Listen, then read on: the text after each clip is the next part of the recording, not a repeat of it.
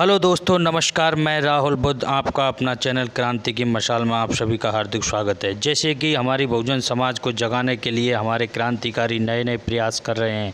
मेरा भी एक छोटा सा प्रयास रहा है कि मैं चैनल के माध्यम से अपनी समाज को जगाता रहूं। हमारे समाज में बड़े बड़े क्रांतिकारी और वीर पैदा हुए हैं। ऐसी ही कहानी और वीडियो लेकर मैं आपके सामने आया हूं। फूलन देवी। फूलन देवी एक डकैत थी, और कौन थी, कहां थी और क्या किया ऐसा जिससे आज भी हमारा बहुजन समाज भूल नहीं सकता। हमारे इतिहासकारों की ज़बान पर उसका नाम रहता है। फूलन देवी एक ऐसी निडर महिला थी, ताकतवर और शक्तिशाली थी, जिसने अपने ऊपर हुए हर अत्याचार का दुश्मन से डटकर मुकाबला किया और हर अत्याचार का बदला लिया। ऐसी महिला जिसको बहुजन समाज कभी नहीं भूल सकता। इसलिए मैं चाहता हूं कि हमारी बहुजन समाज को ऐसी महिलाओं की कहानी सुनाते रहना चाहिए, ताकि हमारी बहुजन समाज को लगे कि हमारी बहुजन समाज में भी ऐसी महिला रहीं। हमारी वीडियो को लाइक, शेयर और कमेंट करना ना भूलें, ताकि हम इसी प्रकार हमारी बहुजन समाज को जगाते रहें। तो चलिए दिखाता हूं मैं आपको फूलन देवी का इतिहास कि डकैत से सांसद तक कैसे बन गई और कौन थी फूलन देवी। तो आइए देखें ये वीडियो कि फूलन देवी का इतिहास कैसा रहा। चलो दिखाता हूँ ये वीडियो। ले गए थे हमको बांध के, विक्रम को मार दिया और हमको बांध के ले गए अपने साथ में। किसी ने नहीं सोचा कि ये लड़की है या औरत है, इसको छोड़ देना चाहिए, या तो वो लोग हमको मार देते, जिंदा नहीं छोड़ते। हमने कहा था उन लोगों से कि हमको मार दो, परंतु ये पता नहीं है कि हमारे संग में ये दुर्व्यवहार कौन गाँव के थे, कहाँ के थे, किसने किया जरूर है, बहुत ज्यादा किया। नाम में फूल, बदन पर बलात्कार, 22 लोगों को मारने वाला पत्थर दिल, और नाग पंचमी पर खुद को मारने वाले को खीर खिलाने वाली इंडिया की बैंडिट क्वीन।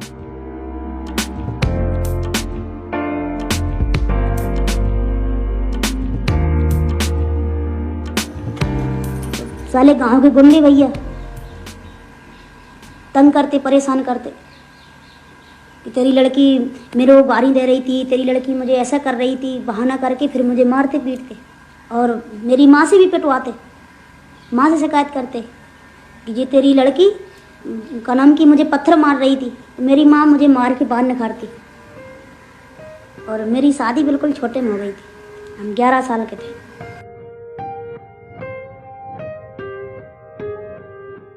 फूलन देवी का जन्म उत्तर प्रदेश के जालौन के घूरा का पुरवा में 10 अगस्त 1963 को हुआ था। उनके परिवार की जमीन को उनके चाचा ने हड़प लिया। 11 साल की होने पर फूलन को यह बात समझ आई और अपने परिवार की जमीन को वापस पाने अपने चचेरे भाई से लड़ गईं। फूलन का गुस्सा देखकर उनके घर वालों ने उनकी शादी एक तिगुने उम्र के आदमी से कर दी। जिसे पति होना चाहिए था, वो फूलन का बलात्कारी बन गया। रोज की मार और परेशानी से भागकर फूलन घर वापस आई तो चचेरे भाई ने चोरी का झूठा इल्जाम लगा दिया। इस छोटी उम्र में पहली बार फूलन 3 दिन के लिए जेल गईं। परेशानियों के बीच फूलन ने कुछ नए दोस्त बनाए। अपनी ऑटोबायोग्राफी में फूलन ने इन्हें किस्मत की मर्जी बताया है।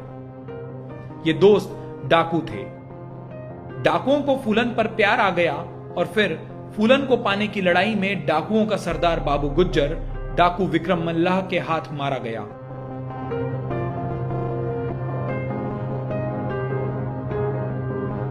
बाबू गुज्जर की मौत से गुस्से में आए श्री राम ठाकुर और लाला ठाकुर ने विक्रम और फूलन के गैंग पर हमला कर दिया। विक्रम की हत्या कर दी और फूलन को उठा ले गए। इसके बाद फूलन के साथ जो हुआ उसने फूलन की जिंदगी बदल दी। फूलन के कपड़े फाड़ दिए गए, उन्हें नंगा रखा गया और करीब 3 हफ्ते तक लगातार उनके साथ गैंगरेप होता रहा। सिर्फ 18 साल की उम्र में फूलन ने इतना कुछ सहा।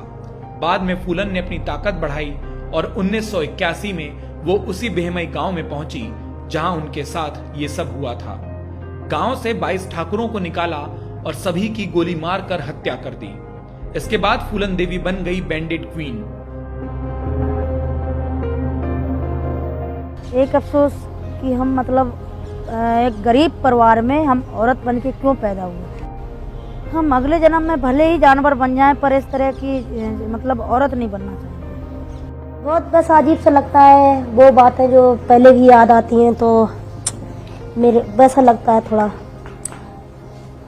अब तो धरती आसमान का फर्क है। हमने भी सोचा कि इतने बुरे बुरे अत्याचार हुए मेरे साथ, तो हम क्यों मर जाएं। जिन्होंने मेरे साथ अत्याचार करा, हम क्यों उन्हें बता दें कि अगर किसी के साथ तुम ऐसा करोगे तो तुम्हें भी जवाब मिलेगा। 1983 में प्रधानमंत्री इंदिरा गांधी के फांसी न देने के वादे पर फूलन देवी ने सरेंडर कर दिया। 22 हत्या, 30 डकैती और 18 अपहरण की आरोपी फूलन देवी 11 साल जेल में रहीं। 1994 में वो जेल से बाहर निकली जब सरकार ने उन्हें रिहा कर दिया।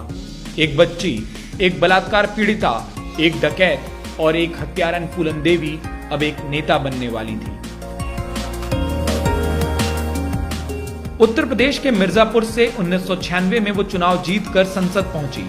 कभी भीड़ों में जिंदगी जीने वाली फूलन देवी दिल्ली में सांसद निवास में रहने लगी। अरे बीजेपी के लोगों, अब मेरे चीथड़े क्या उड़ा रहे? मेरे चीथड़े तो 15-16 साल पहले उड़ गए, जब मेरी जिंदगी लुटी। 25 जुलाई 2001 को नागपंचमी के दिन फूलन देवी के बंगले पर शेर सिंह राणा नाम का आदमी आया। बंगले के गेट पर ही शेर सिंह राणा ने फूलन देवी को गोली मार दी। कहा कि भेमई में मारे गए ठाकुरों का बदला लिया है। लेकिन फूलन देवी की मौत के बाद भी उनकी कहानी जिंदा रही। वो शायद उस वक्त की इकलौती डकैत थी जिनके ऊपर फिल्म बनी थी, उनके ऊपर किताबें लिखी गईं। कभी हाथ में बंदूक पकड़कर फोटो खिंचाने वाली फूलन देवी एक बंदूक से निकली गोली के कारण ही हमेशा हमेशा के लिए तस्वीरों में रह गईं।